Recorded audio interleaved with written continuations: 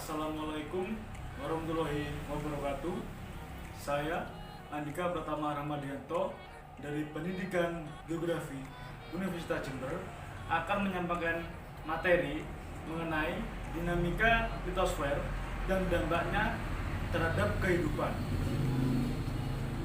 Apa itu litosfer? Litosfer yaitu lapisan kerak bumi yang paling luar dan terdiri atas batuan dengan ketebalan rata-rata mencapai 1.200 km. Litosfer adalah lapisan kerak bumi yang paling atas yang terdiri dari batuan. Itulah sebabnya lapisan litosfer seringkali dinamakan lapisan silikat. Menurut para ahli, batuan atau litosfer di permukaan bumi ini hampir 75% terdiri dari silikon oksida dan aluminium oksida. Struktur lapisan kulit bumi. Bumi disusun atas beberapa lapisan.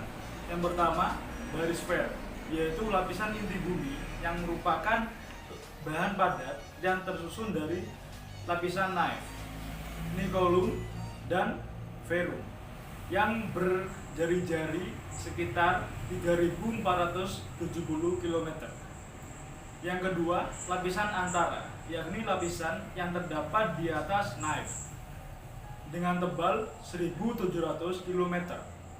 Dan yang ketiga, yakni litosfer, yaitu lapisan luar bumi yang terletak di atas lapisan antara dengan ketebalan 1.200 km dan berat jenis rata-rata mencapai 2,8 gram per cm kubik. Jenis lapisan kulit bumi yang pertama adalah lapisan sial, yaitu lapisan kulit bumi yang tersusun atas logam alisium dan aluminium.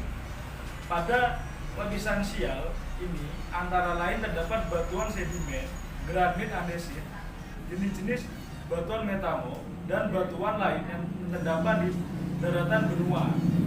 Lapisan sial dinamakan juga lapisan kerak bersifat padat dan batu bertebaran rata-rata 35 km.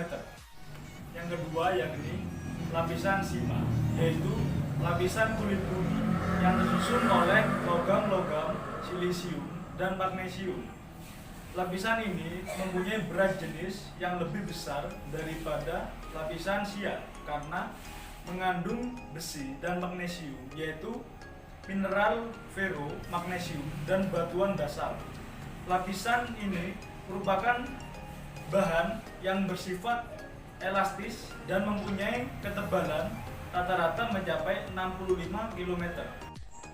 Batuan atau material yang membentuk litosfer ada 3. Yang pertama, batuan beku. Batuan beku merupakan batuan yang terbentuk dari magma pijar yang membeku menjadi padat dengan sekitar 80% material batuan yang menyusun batuan kerak bumi adalah batuan beku. Batuan beku dibagi menjadi 3 macam.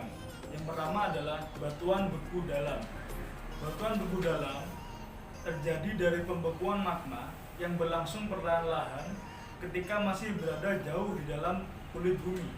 Contoh batuan beku dalam ialah granit dan diorit. Yang kedua yakni batuan beku gang. Batuan beku gang terjadi dari magma yang membeku di lorong antara dapur bumi dan permukaan bumi. Yang ketiga ialah batuan beku luar. Batuan beku luar terjadi dari magma yang keluar dari dapur magma membeku di permukaan bumi, seperti magma hasil letusan gunung berapi. Contoh batuan beku luar adalah batu basal, batu apung, dan lain sebagainya. Batuan sedimen. Batuan sedimen merupakan batuan mineral yang telah terbentuk di permukaan bumi yang mengalami pelapukan.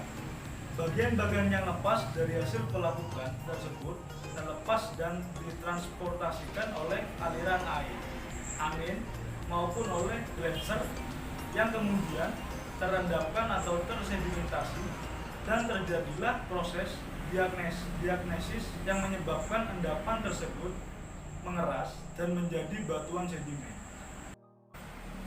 batuan sedimen dibagi menjadi dua, yakni sedimen klastik dan sedimen non-klastik. Sedimen klastik disebut juga dengan batuan sedimen detritus mekanik eksogen, yang merupakan batuan sedimen yang terdiri atas klastika atau hancuran bebatuan yang mengendap secara alami atau mekanik oleh gaya beratnya sendiri. Batuan jenis ini berbentuk sebagai hasil pengerjaan kembali atau reworking dari batuan yang sudah ada sebelumnya.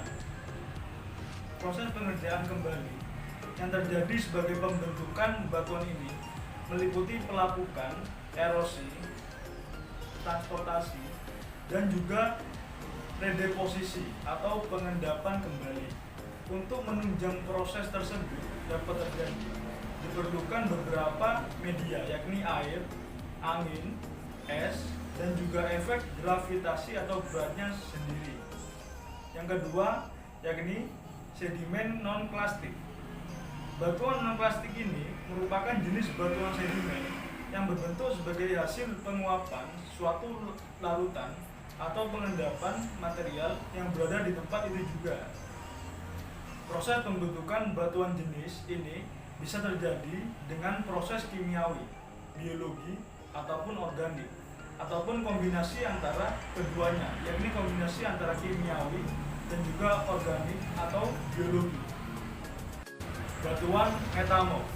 Batuan metamorf merupakan batuan yang berasal dari batuan lain yang sebagai induk seperti batuan beku dan batuan sedimen.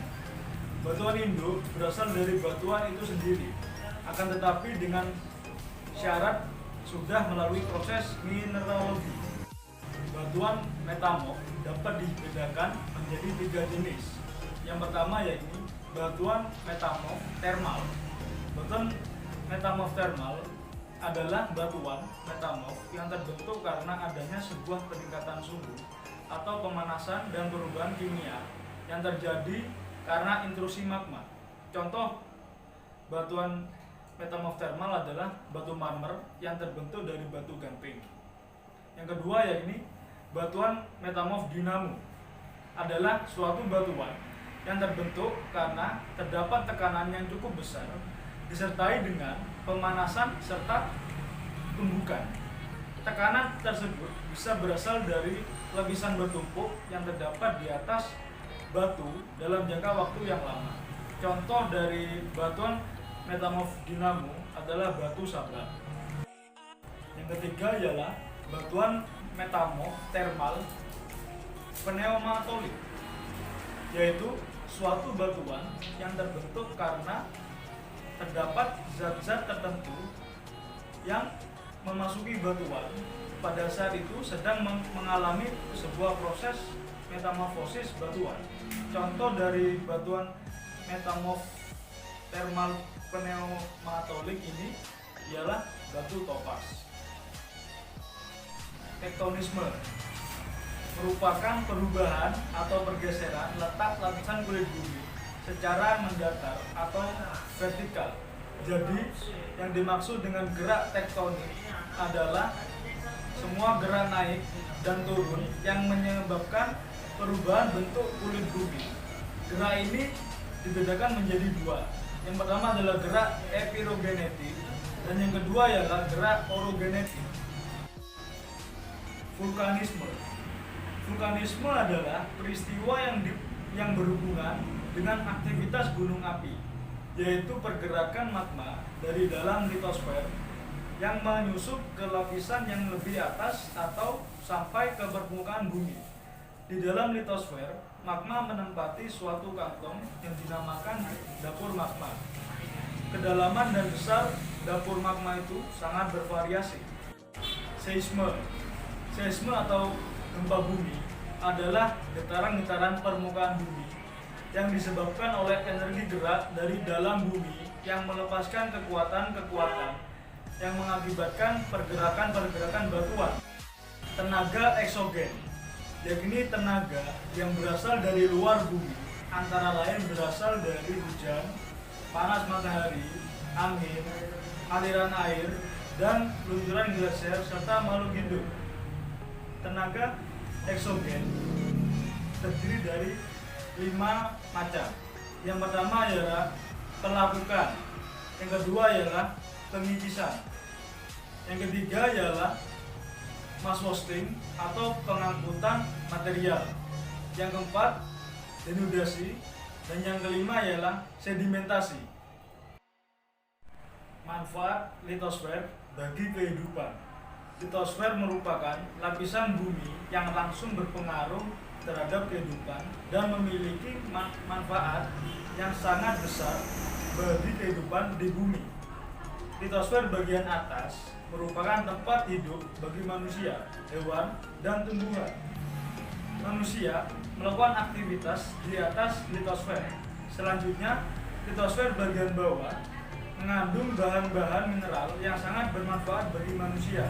Bahan-bahan mineral atau tambang yang berasal dari litosfer bagian bawah, diantaranya minyak bumi, gas, emas, batu bara, besi, nikel, dan timah. Demikian materi dinamika litosfer dan dampaknya bagi kehidupan. Sekian, terima kasih. Wassalamualaikum warahmatullahi wabarakatuh.